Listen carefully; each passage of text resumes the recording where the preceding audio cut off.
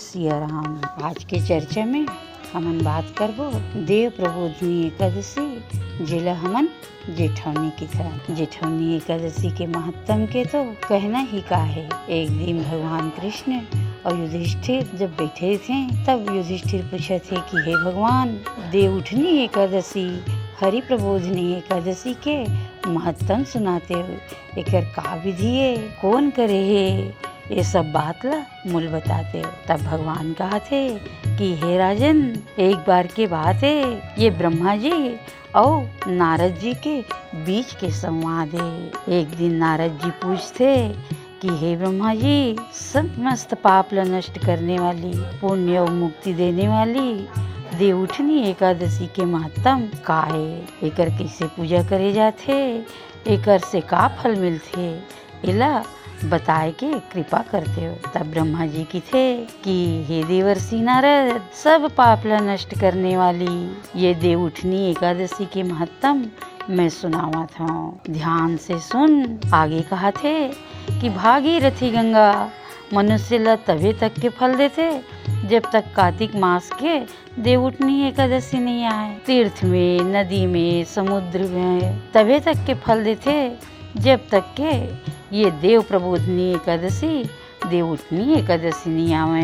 कार्तिक के महीना में शुक्ल पक्ष के एकादशी के नाम देव प्रबोधिनी एकादशी है। एकर व्रत के फल जौन है तो 1 सहस्त्र अश्वमेध और 100 राजसूय यज्ञ के बराबर होते। तब देवर्षि नारद जी पूछते कि हे पिताजी, एक बार संध्या में भोजन करे से और रात्रि में भोजन करे से तथा पूरा दिन के उपवास करे से का फल मिलते, ओला आप समझा के मूल बताते हो। तब ब्रह्मा जी की थे कि हे नारद, एक संध्या के भोजन करे से 2 जन्म के तथा पूरा दिन उपवास करे से 7 जन्म के जो समस्त पाप है वह नष्ट हो जाते। जौन वस्तु के त्रिलोक में भी मिलना कठिन है, वही वस्तु जौन है तो देवउठनी एकादशी के व्रत करे से मिल जाते।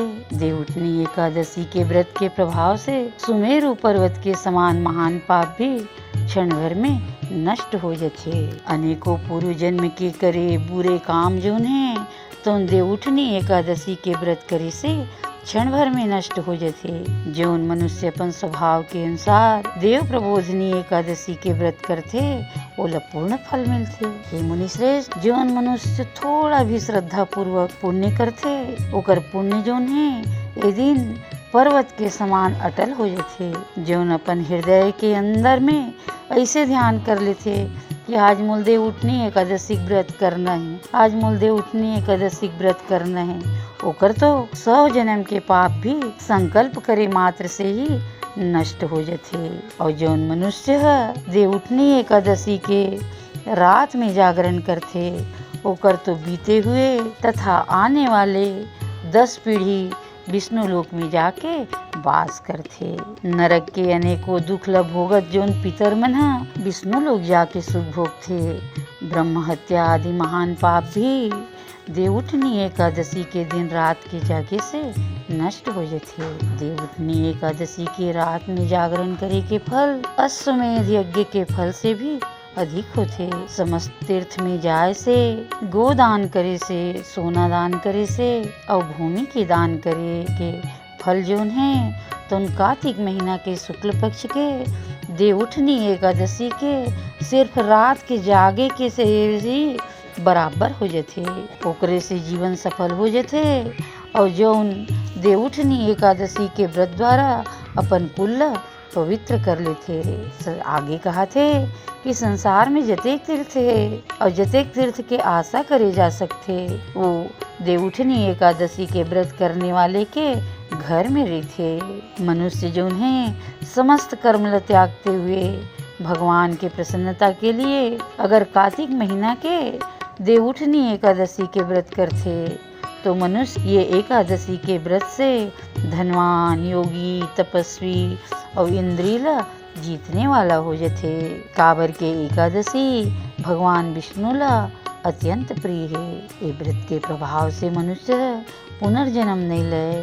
ये व्रत के प्रभाव से मनसा वाचा कर्मना तीनों प्रकार के पाप जौन है नष्ट हो जाते। ये एकादशी के दिन जौन मनुष्य भगवान के प्राप्ति के लिए दान तप होम आदि यज्ञ करते उला अक्षय पुण्य मिलते। देवउठनी एकादशी के दिन भगवान के पूजा करे से बाल यौवन और वृद्धावस्था के समस्त पाप जो हैं तो नष्ट हो जाते। ये एकादशी के रात्रि में जागरण करे के फल जोन है हे नारद, सूर्य ग्रहण के समय स्नान करे के फल से सहस्त्र गुना ज्यादा होते।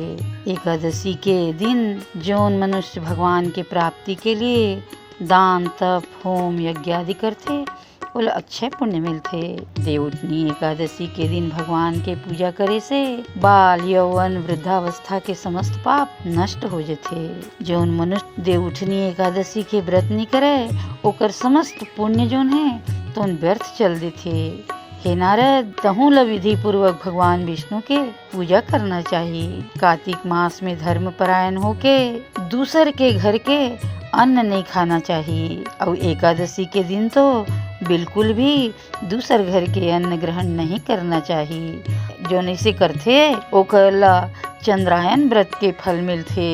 और कार्तिक के महीना में भगवान दान आदि से उतना प्रसन्न नहीं हुआ है जतका कि शास्त्र के कथा सुने से प्रसन्न हो जाते।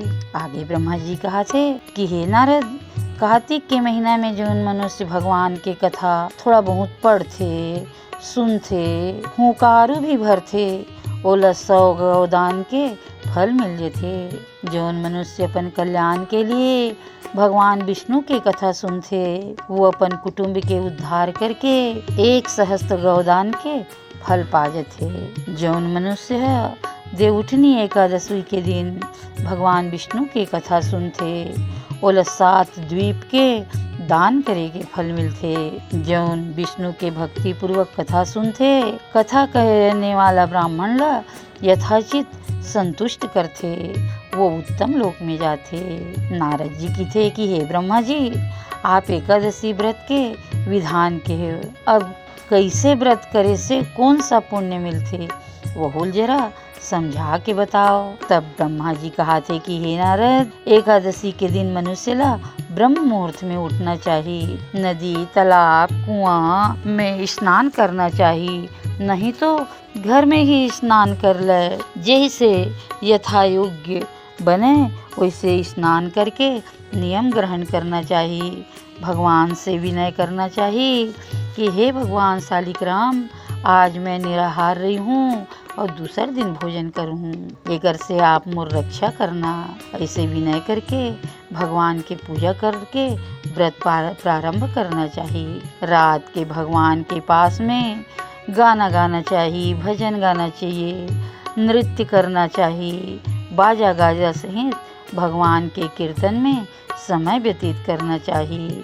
एकर बहुत बड़े महत्व है। देवउठनी एकादशी के दिन कंजूसी त्याग देना चाहिए और बहुत प्रकार के नाना प्रकार के फूल अगरबत्ती धूप आदि से भगवान के पूजा करना चाहिए। शंख के जल से भगवान ला अर्घ्य देना चाहिए और फल तीर्थदान आदि से करोड़ गुना हो जाते जब ऐसे पूजा होते। आगे बतावत है कि जौन मनुष्य अगस्त के फूल से भगवान के पूजा करते ओकर सामने इंद्र भी हाथ जोड़े खड़े रहते। कार्तिक के महीना में जौन बेल के पत्र से भगवान के पूजा करते ओला अंत में मुक्ति मिल जाते।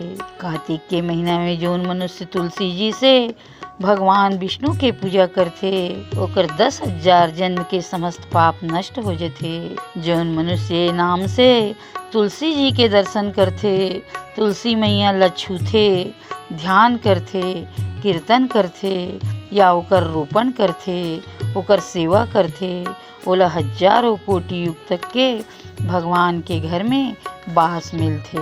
आगे बताते कि जौन मनुष्य तुलसी के पेड़ लगाते ओकर कुटुंब में जो पैदा होते वो प्रलय के अंत तक विष्णु लोक में रहते। आगे कहा थे कि जौन भगवान के कदम फूल से पूजा करते ओला यमराज कभी नहीं सतावे। समस्त मनोकामना ला पूरा करने वाले भगवान के अगर कदम्ब के पुष्प से पूजा करे जाए तो ओकर तो कहना ही का है।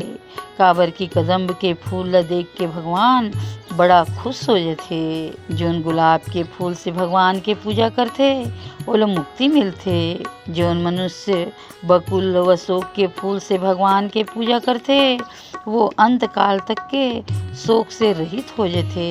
जोन मनुष्य विष्णु भगवान के सफेद और लाल कनेर से पूजा करथे तो भगवान अत्यंत प्रसन्न होथे। जोन मनुष्य विष्णु भगवान के दुर्वा दल से पूजा करथे वो पूजा के फल से 100 गुना अधिक फल पाथे। जोन भगवान के समीप पत्र से पूजा करथे वो भयानक यमराज के दुर्गम मार्ग ला सरलता से पार कर जथे।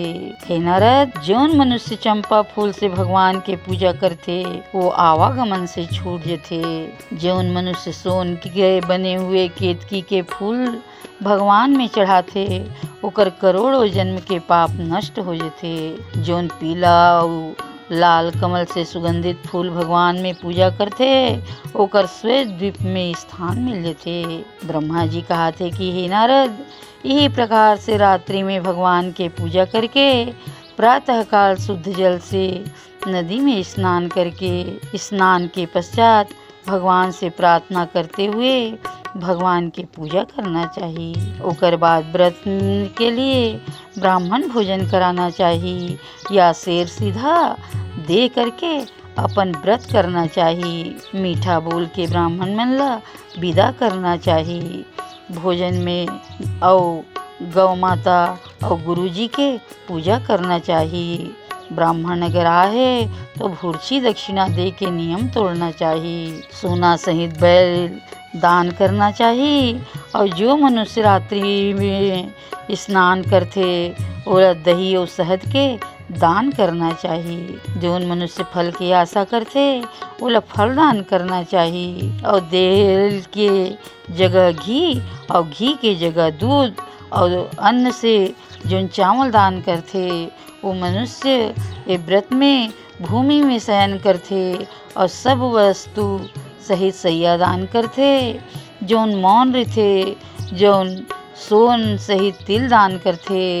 जोन मनुष्य कार्तिक के महीना में चप्पल नहीं पहने ओला चप्पल दान करना चाहिए। जौन ये महीना में नमक त्यागते ओला शक्कर दान करना चाहिए। जौन मनुष्य रोज देव मंदिर में दिया जलाते सोना या तांबा के दीप घी तथा बत्ती सहित दान करना चाहिए। जौन मनुष्य चातुर्मास व्रत में अगर कोई वस्तु के त्याग करे है तो ओला यही दिन से पुनः ग्रहण करना चाहिए। जौन मनुष्य देव प्रबोधनी एकादशी जौन ला हमन देव उठनी एकादशी की थन विधि पूर्वक व्रत करथे तो ओला अनंत सुख मिलथे। अंत में वो स्वर्ग जाथे और मानव चातुर्मास व्रत के बिना कोई विघ्न के अगर पूरा कर लेथे तो ओकर दोबारा जन्म नहीं होय। हे नारद, जौन मनुष्य के व्रत खंडित हो जाथे ओला दोबारा आरंभ कर लेना चाहिए। जौन मनुष्य एकादशी के व्रत प्रारंभ करना चाहते वो देव उठनी एकादशी के दिन, अधिक मास के एकादशी के दिन या उत्पन्ना एकादशी के दिन प्रारंभ कर सकते। आगे ब्रह्मा जी की थे कि हे नारद, जौन मनुष्य एकादशी के व्रत ला सुनथे पढ़थे या हुंकारू भी देथे ओला अनेक गोदान के फल मिलथे। ऐसे ये देवउठनी एकादशी जोन है तो उन महान पुण्य फलदायी है। और जब देव उठ जाते तो जीव के सब शुभ काम जोन है शुरू हो जाते। देवशयनी एकादशी में जब भगवान शयन करते तो सब काम बंद रहते और जैसे ही देव उठनी एकादशी आते भगवान विष्णु उठ जाते तो सबके शुभ काम प्रारंभ हो जाते। अब ये प्रारंभ भगवान शालिग्राम जोन है स्वयं से शुरू करते ताकि समस्त संसार समस्त जीव जोन है तो उन्हें एक कामला कर सके। तो देवउठनी एकादशी के दिन भगवान शालिग्राम और तुलसी मैया के विवाह होते। ये दिन सुंदर गन्ना के मंडप सजाए जाते, तुलसी मैया के चौरा सजाए जाते, नाना प्रकार के मैया के श्रृंगार करे जाथे। विष्णु भगवान शालिक राम के प्रतिरूप तुलसी के चौरा में रख के कलश नवग्रह सहित पूजा करे जाथे। नाना प्रकार के श्रृंगार सामान से तुलसी महारानी ले सजा के भगवान शालिक राम के संग में ओकर विवाह करे जाथे। जेकर से सब जगत के जो शुभ काम है, विवाह करना है, गृह प्रवेश करना है, कथा पूजा करना है, जत का जो भी शुभ काम है वो देवउठनी एकादशी के दिन से प्रारंभ हो जाते। तो ये ऐसे सुंदर महान कथा जोन है देवउठनी एकादशी के ब्रह्मा जी और नारद जी के बीच के संवाद ला मैं बताए हूँ।